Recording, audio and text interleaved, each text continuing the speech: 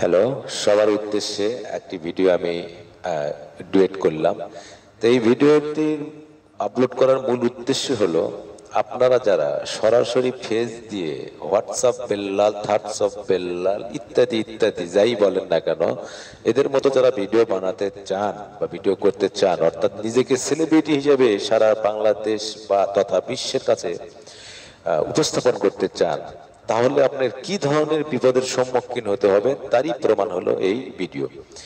কয়েকদিন আগে বগুড়া মহাস্থানে এই থাটসঅ্যাপ বেল্লাল গেছিল যে কোনো একটা আমন্ত্রণে বাড়ি। তো ওখানে তার যেহেতু অগণিত ভক্ত, দর্শক, অডিয়েন্স, ফলোয়ার, সুতরাং কেউ গেছে সেলফি তুলতে, কেউ গেছে মানে টিপস নিতে, বা কেউ গেছে এক নজর দেখতে। তো সব মিলে তার যে একটা অতিষ্ঠ, মানে যদিও বেশি সময় ছিল না, তে অল্প সময়ের মধ্যে তার যে মানসিক কন্ডিশন সৃষ্টি হয়েছিল, তাতে আমার মনে হয় যে ওখান থেকে ও এক ধরনের মানে মানে কি আর বলবো, বিরক্ত হয়ে ছুটে আসছে। তো যদি আপনি থাটসঅ্যাপ বেল্লাল বা অন্যান্য যারা সেলিব্রিটি আছে এদের মতো, বিশেষ করে এর পর্ব আলাদা, অন্যান্য আরো সেলিব্রিটি আছে যেমন শাকিব খান যদি বলি, তো থাটসঅ্যাপ বেল্লাল বা আরো কয়েকজন আছে, এদের মতো যদি আপনারা কন্টেন্ট ক্রিয়েটর হন ফেস দিয়ে সরাসরি, আপনারও ঠিক একই অবস্থা হবে যে রুম থেকে আপনি একটা সময় বাইর হইতে পারবেন না। আমি যে কারণে সবাইকে পরামর্শ দিই যে আপনারা ওইভাবে নিজেদের উপস্থাপন করেন না যে আপনি বিরাট কিছু। আজকে থাটসঅ্যাপ বেল্লাল 2 মাসে 43 লাখ টাকা ইনকাম করবে যাইয়া, ওর আজকে ওয়াশরুম যাওয়া পর্যন্ত বন্ধ। ও তো ঘরের চারপাশ মানে বাড়াইতে পারে না।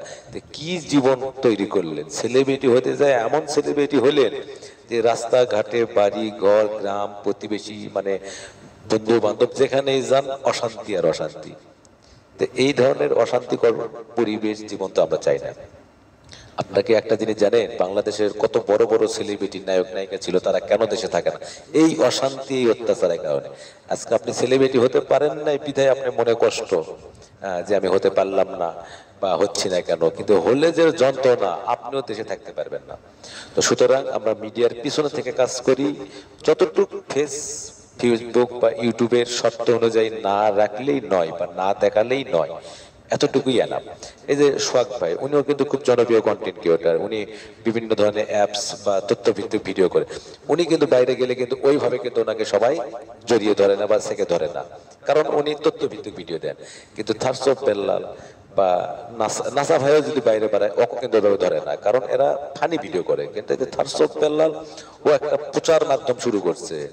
এই প্রচার মাধ্যমের কারণে ওই ধরনের আইটেমস সবাই পছন্দ করতেছে। আমি খারাপ বলবো না, কিন্তু এই চাপ যদি আপনারা সহ্য করতে পারেন তাহলে আপনারা ওই পথে হাঁটেন। আর যদি সহ্য করতে না পারেন, এই যে যেমন সাকিব আল হাসান, মনে পড়ে ক্রিকেট খেলা দেখতে গিয়ে এক দর্শক মানে ফ্যান ছবি তুলতে গেছিল, মোবাইল ফেলাই দিল, একবার থাপ্পড় মারলো। এই যে এইরকম পরিস্থিতি হওয়া যাবে, তাহলে শুধু খেলোয়াড় হিসেবে বাংলাদেশের অনেক খেলোয়াড় আছে যাদের আমরা চিনি না, হাতে গোনা কয়েকজনের আমরা চিনি। যারা সেলিব্রিটি হয়েছে তারাই আজকে অশান্তির মধ্যে আছে। আর যারা আমরা চিনি না, আমার পাশ দিয়ে গেলেও তো আমি জানবো না যে এটা অমুক খেলোয়াড়।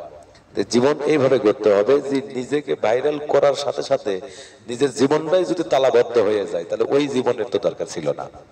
তো আমরা এ ধরনের ভিডিও করা থেকে বিরত থাকবো, এটাই হলো আমার আজকে টিপস। আমি যেমন